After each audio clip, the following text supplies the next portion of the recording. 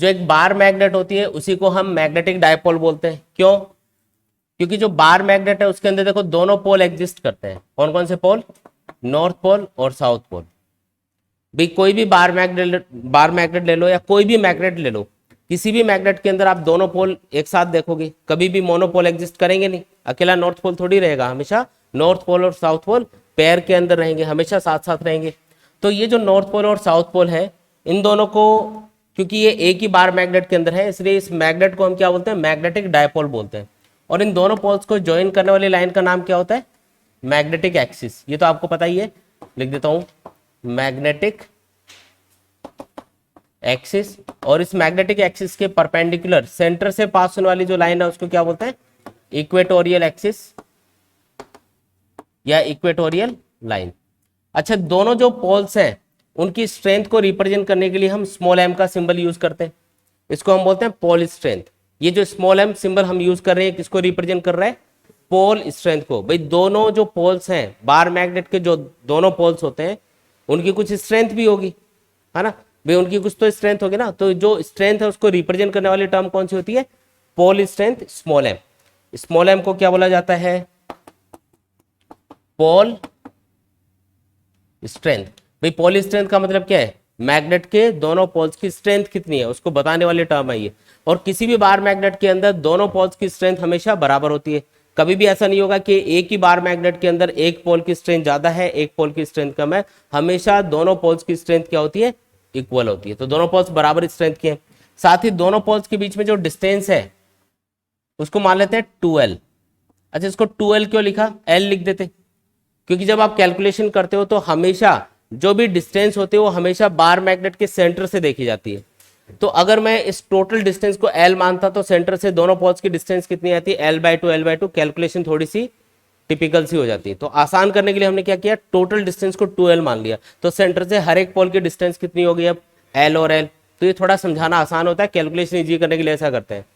अब कोई भी बार मैग्नेट है वो कितना स्ट्रॉन्ग मैग्नेटिक फील्ड प्रोड्यूस कर पाएगी, कोई भी बार मैग्नेट कितना स्ट्रॉन्ग मैग्नेटिक फील्ड प्रोड्यूस कर पाएगी, इसको बताने के लिए भी हम एक टर्म यूज करते हैं और उसका नाम होता है मैग्नेटिक डायपोल मोमेंट। क्या बोलते हैं उसको? Magnetic dipole moment. और इसको हम कैपिटल M के सिंबल से रिप्रेजेंट करते हैं। और ये एक वेक्टर क्वांटिटी होती है। जो मैग्नेटिक डायपोल मोमेंट है इसको कैपिटल M के सिंबल से रिप्रेजेंट करना। और ये क्या चीज होती है? वेक्टर क्वांटिटी होती है। इसका फॉर्मूला क्या होगा? तो मैथमेटिकल फॉर्मूला होता है बार मैग्नेट के लिए इसका pole strength multiply by the distance between the poles. और क्योंकि हमने इसको वेक्टर क्वांटिटी कंसिडर किया है तो यानी कि इसकी डायरेक्शन भी होगी। तो डायरेक्शन आपको याद रखनी है। जो भी बार मैग्नेट होती है इसके अंदर जो मैग्नेटिक फील्ड की डायरेक्शन है उसी को हम मैग्नेटिक डायपोल मोमेंट की डायरेक्शन कंसिडर करते हैं। याद करो, बार मैग्नेट के अंदर मैग्नेटिक फील्ड कौन सी डायरेक्शन में होता है? साउथ पोल से नॉर्थ पोल की तरफ। तो यही क्या होगी? मैग्नेटिक डायपोल मोमेंट की डायरेक्शन होगी। तो यहाँ पे मैं ये जो 2l है इसके ऊपर एक वेक्टर सिंबल लगा रहा हूँ और जो 2l लेंथ है उसकी डायरेक्शन किधर मान रहा हूँ? साउथ पोल से नॉर्थ पोल की तरफ, ताकि ये इस मैग्नेटिक डायपोल मोमेंट की डायरेक्शन बता पाए। तो यहाँ पे फॉर्मूले के अकॉर्डिंग ये जो मैग्नेटिक डायपोल मोमेंट है इसका फॉर्मूला तो क्या हो गया? मैग्नेटिक डायपोल मोमेंट का फॉर्मूला क्या हो गया? Pole strength multiply by the distance between the poles. और दूसरी चीज कि यहाँ पे जो डायरेक्शन है मैग्नेटिक डायपोल मोमेंट की वो हमेशा किधर होती है? साउथ पोल से नॉर्थ पोल की तरफ। मैग्नेट के अंदर जो मैग्नेटिक फील्ड की डायरेक्शन है उसी को हम क्या मानते हैं? उसी को मैग्नेटिक डायपोल मोमेंट की डायरेक्शन कंसिडर की जाती है। ऐसा यूनिट भी याद रखो इसकी। ऐसा यूनिट क्या होती है? तो एम्पियर मीटर स्क्वायर। ये यूनिट कहां से आ गई? तो याद करो कि जो करंट कैरिंग कॉइल होती है उसके लिए भी हम इस टर्म को डिफाइन करते हैं। याद आएगा?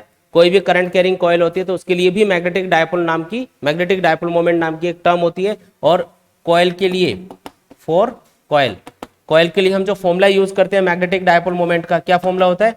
NIA। याद है क्या?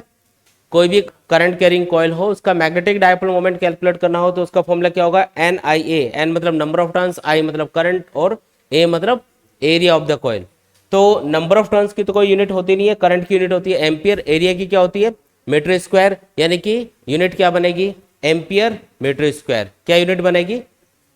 अरे बोलो, एम्पियर मीटर स्क्वायर। तो याद रखना है कि जो मैग्नेटिक डायपोल मोमेंट है उसकी ऐसा यूनिट क्या होती है? एम्पियर मीटर स्क्वायर होती है। याद रखना है। अच्छा पोल स्ट्रेंथ की ऐसा यूनिट क्या होगी, अब देख के बताओ।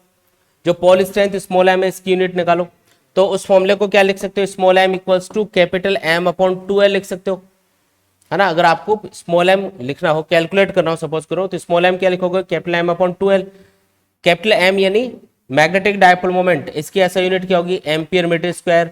और 2l यानी लेंथ, लेंथ की ऐसा यूनिट क्या होती है, मीटर। 1 मीटर कैंसिल कर दो तो आंसर क्या आएगा, एम्पियर मीटर। तो जो पोल स्ट्रेंथ है उसकी ऐसा यूनिट क्या बनेगी, एम्पियर मीटर। दोनों की यूनिट याद रखनी है। पोल स्ट्रेंथ की ऐसा यूनिट क्या है, एम्पियर मीटर, और मैग्नेटिक डायपोल मोमेंट की ऐसा यूनिट क्या है, एम्पियर मीटर स्क्वायर। बोलो समझ में आया क्या।